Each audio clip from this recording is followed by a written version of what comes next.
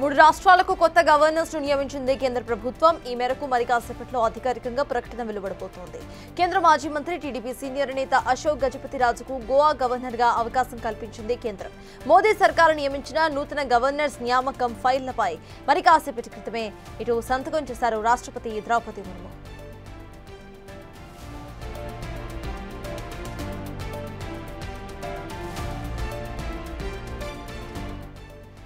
ఇదే అంశంపై పూర్తి డీటెయిల్స్ మా ప్రతినిధి శివ అందిస్తారు. శివ, చెప్పండి, మూడు కొత్త గవర్నర్స్ ను ఇటు ఎంపిక చేసినట్టుగా తెలుస్తోంది. అసలు అప్డేట్స్ ఏంటి?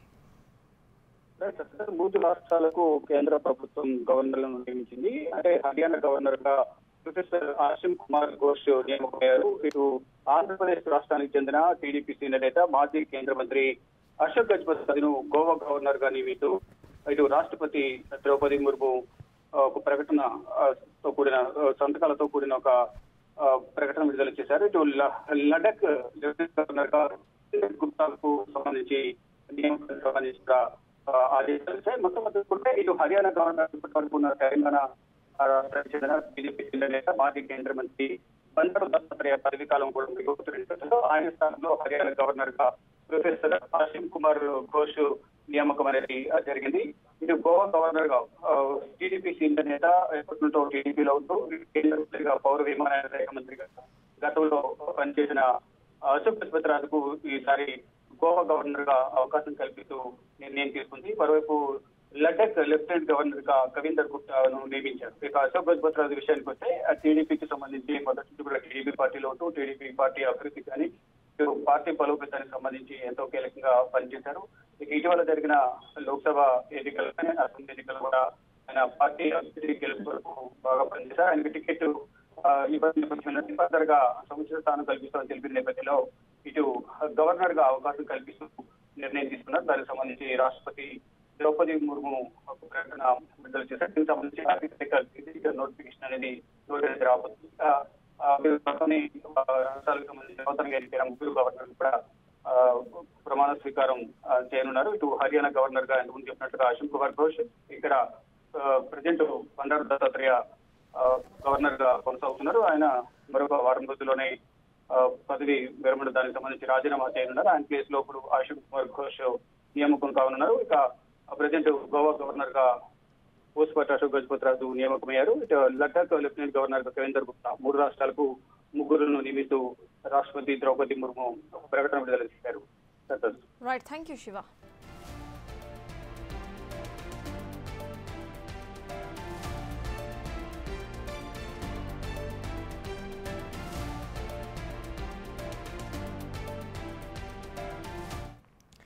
మూడు రాష్ట్రాలకు కొత్త గవర్నర్స్ ను నియమించింది కేంద్ర ప్రభుత్వం. కొద్దిసేపటి క్రితమే ఇటు ప్రెసిడెంట్ ద్రౌపది ముర్ము ఈ ఫామ్ మీద సంతకం చేస్తారు. అయితే ఈ మేరకు అధికారికంగా ప్రకటన కూడా రిలీజ్ కాబోతోంది. కేంద్రం మాజీ మంత్రి టీడీపీ సీనియర్ నేత అశోక్ గజపతిరాజుకు గోవా గవర్నర్ గా అవకాశం కల్పించింది కేంద్రం.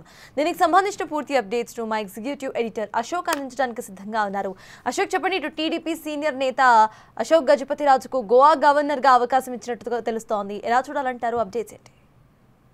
ఖచ్చితంగా సుదీర్ఘ రాజకీయ అనుభవానికి దక్కిన అరుదైన గౌరవం కింద భావించాల్సి ఉంటుంది. తెలుగుదేశం పార్టీ ఆవిర్భావం నుంచి ఇప్పటి వరకు ఒక మచ్చలేని నాయకుడిగా అశోక్ గజపతిరాజు కొనసాగుతున్నారు. విజయనగర గజపతిరాజుల వంశానికి చెందిన వంశీకుడైన అశోక్ గజపతిరాజు ఇప్పుడు గోవా గవర్నర్ గా నియమితుడు కావటం అనేది నిజంగా ఎంటైర్ తెలుగుదేశం పార్టీ శ్రేణులని కాదు, ఆంధ్రప్రదేశ్ ఇటు తెలంగాణ ప్రజలు కూడా సంతోషించే అంశం. ఎందుకంటే ఏ రాజకీయ నాయకుడికైనా కూడా ఒక మచ్చ అనేది ఉంటుంది, ఒక అవినీతి ఆరోపణ అనేది ఉంటుంది. కానీ విజయనగర రాజు అయిన అశోక్ గజపతిరాజుకి ఇప్పటి వరకు కూడా ఎలాంటి మచ్చ లేకుండా ఇన్నేళ్ల పాటు రాజకీయం చేయడం అనేది నిజంగా ఆశ్చర్యం. ఆయన రాజకీయ ఒక్కసారి ఓటమి పాలయ్యారు, అది కూడా 2019 ఎన్నికల్లో. అదే తప్ప 1983లో పార్టీ పెట్టినప్పటి నుంచి ఇప్పటి వరకు ఆయనకి ఓటమంటూ లేదు. ఆయన హిస్టరీ ఏంటంటే రాష్ట్రంలో చంద్రబాబు తర్వాత అంతటి సీనియర్ నాయకుడు ఎవరైనా ఉన్నారో రాజకీయాల్లో అంటే అది అశోక్ గజపతిరాజు మాత్రమే. సో అందువల్ల రీసెంట్ గా ఆయన ఎన్నికల్లో పోటీ చేయలేదు. ఆయన కుమార్తెకు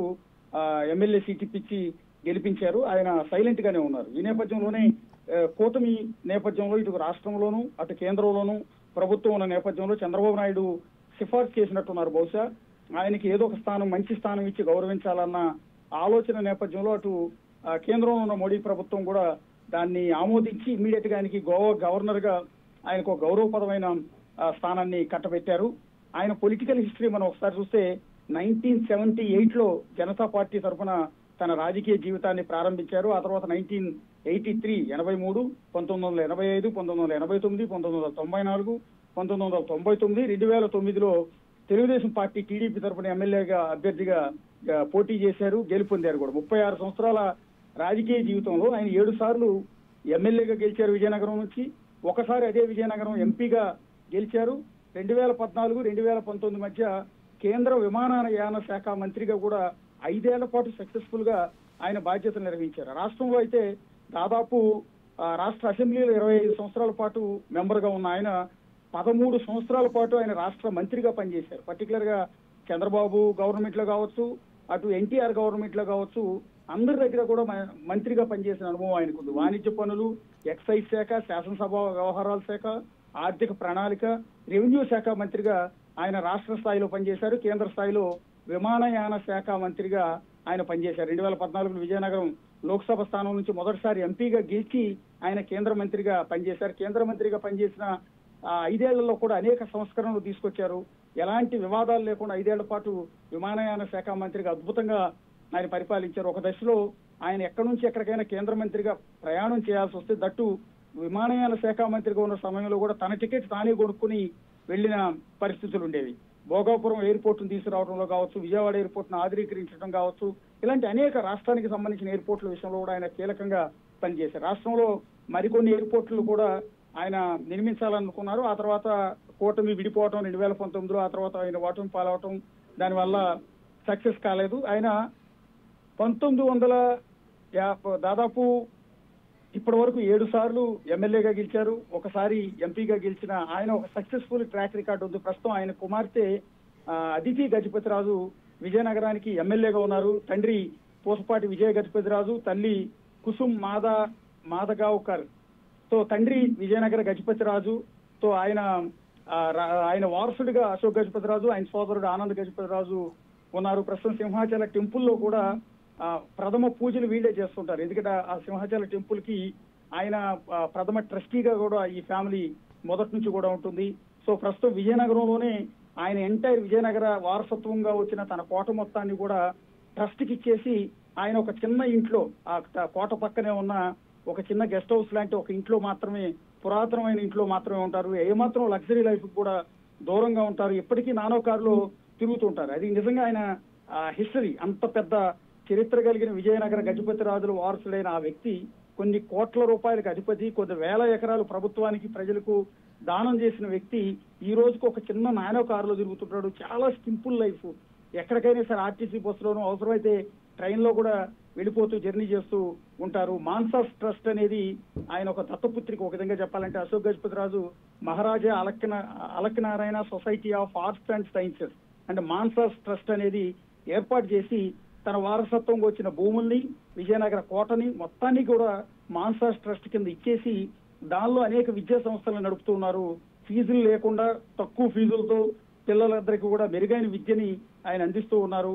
సింహాచల టెంపుల్ దేవస్థానం ట్రస్ట్ బోర్డు చైర్మన్ గా, అనువంశిక ధర్మకర్తగా కూడా ఆయన సేవలు అందిస్తూ ఉన్నారు. మధ్యలో అనేక రకాల ఇబ్బందులు కూడా పడ్డారు. 2019లో వైఎస్ జగన్ ఆధ్వర్యంలో ప్రభుత్వం ఏర్పడిన తర్వాత ఆయన మాన్సాస్ ట్రస్ట్ చైర్మన్ గాను, సింహాచల ట్రస్ట్ చైర్మన్ గా, అనువంశిక ధర్మకర్తగా ఆయన తప్పించి ఆయన సోదరుడైన ఆనంద గజపతిరాజు కుమార్తె సంచయిత గజపతిరాజును తీసుకొచ్చి ఆ పదవిలో కూర్చోబెట్టి విజయసాయి రెడ్డి కొంత రాజకీయం చేసే ప్రయత్నం చేశారు. కానీ 2021లో హైకోర్టు తీర్పు ద్వారా మళ్లీ తిరిగి మాన్సాస్ ట్రస్ట్ చైర్మన్ గాను, సింహాచల బోర్డు ట్రస్ట్ చైర్మన్ గాను, అనువంశిక ధర్మకర్త గాను తిరిగి విజయం అనేది సాధించారు. ప్రస్తుతం ఇప్పుడు ప్రస్తుతం రాజకీయాల్లో పూర్తి స్థాయిలో దూరంగా లేరు, పార్టీలో కొనసాగుతున్నారు. కాకపోతే ఎన్నికల్లో మాత్రం ఆయన పోటీ చేయలేదు. సో పోటీ చేయకపోయినప్పటికీ తన కుమార్తెని వారసత్వంగా కొనసాగిస్తూనే ఆయన సైలెంట్ గా ఉండి బ్యాక్ ఎండ్ లో పార్టీకి సేవలు అందిస్తూ ఉన్నారు. 1951 జూన్ 26న చెన్నైలో ఆయన జన్మించారు. సో ప్రస్తుతం ఆయన గోవాకి గవర్నర్ గా బాధ్యతలు చేపట్టబోతున్నారు. సర్తార్ అయితే అశోక్, ఈ నియామకంతో ఇటు టీడీపీకి ప్రాధాన్యత ఇంకా పెరిగే అవకాశం ఉన్నట్టుగా చూడొచ్చా? ఖచ్చితంగా కూటమి ఒప్పందంలో భాగంగానే చంద్రబాబు నాయుడు చేసిన సిఫార్సు కావచ్చు, రిక్వెస్ట్ కావచ్చు. ఎందుకంటే ఒక మచ్చలేని నాయకుడైన అశోక్ గజపతి లాంటి వారికి ఏ రాజ్యసభ స్థానమో ఇచ్చి పంపించవచ్చు, లేదా ఎమ్మెల్సీ లాంటిది ఇవ్వచ్చు. కానీ ఆయనకున్న అనుభవానికి, ఆయన చేసే రాజకీయానికి, ఆ మచ్చలేని వ్యక్తిత్వానికి ఆ పదవులు ఎట్టి పరిస్థితుల్లో కూడా సరిపోవు. కాబట్టి ఆయన ఉన్నతమైన స్థానం, అంటే ఇప్పటివరకు ఆయన కేంద్ర మంత్రిగా పనిచేస్తున్నారు, ఎమ్మెల్యేగా పనిచేస్తున్నారు, ఎంపీగా పనిచేశారు, రాష్ట్ర మంత్రిగా పనిచేశారు. అంటే ఆయన చేయని పదవి అంటూ లేదు. అన్ని అయిపోయిన తర్వాత ఇక నెక్స్ట్ లెవెల్ మిగిలింది గవర్నర్ పోస్ట్ మాత్రమే. సో అందువల్ల ఆయన ఖచ్చితంగా గవర్నర్ పదవి ఇవ్వాలి అని చంద్రబాబు నాయుడు కూటమిలో భాగం, ఇప్పుడు కూటమిని లీడ్ చేస్తున్న చంద్రబాబు నాయుడు రిక్వెస్ట్ తో నరేంద్ర మోడీ ప్రభుత్వం ఈ విధంగా ఆయన గవర్నర్ గా సిఫార్సు చేస్తూ రాష్ట్రపతికి పంపడం, రాష్ట్రపతి దాన్ని ఆమోదించడం అనేది జరిగింది. సో ఇదంతా ఖచ్చితంగా టీడీపీ ఆయన చేసిన సేవలకు, అంటే పార్టీ ఆవిర్భావం నుంచి ఇప్పటి వరకు పార్టీకి చేసిన సేవలు కావచ్చు, ప్రజలకు చేసిన సేవలు కావచ్చు, విజయనగర ప్రజలకు చేసిన సేవ కావచ్చు, వీటన్నిటిని గుర్తించి ఆయనకి గవర్నర్ పదవి అనేది ప్రస్తుతం కట్టబెట్టింది. ప్రస్తుతం దీనికి టీడీపీ శ్రేణులందరూ కూడా ఉత్సాహంగా ఉన్నారు. ఇప్పటికీ కేంద్రంలో 2 కేంద్ర మంత్రులుగా ఉన్నారు టీడీపీకి సంబంధించి. ఒకటి పెమ్మసాని చంద్రశేఖర్ కావచ్చు, 2 రామ్మోహన్ నాయుడు. వీళ్ళిద్దరూ కూడా కేంద్ర మంత్రులుగా కొనసాగుతున్న సందర్భంలో ఇప్పుడు అదే టీడీపీకి సంబంధించిన అశోక్ గజపతి రాజుని ఒక రాష్ట్రానికి గవర్నర్ గా పంపడం వెనక అది చంద్రబాబు నాయుడు సిఫార్సుతోని ఇదంతా జరిగిందని మనం భావించాల్సి ఉంటుంది.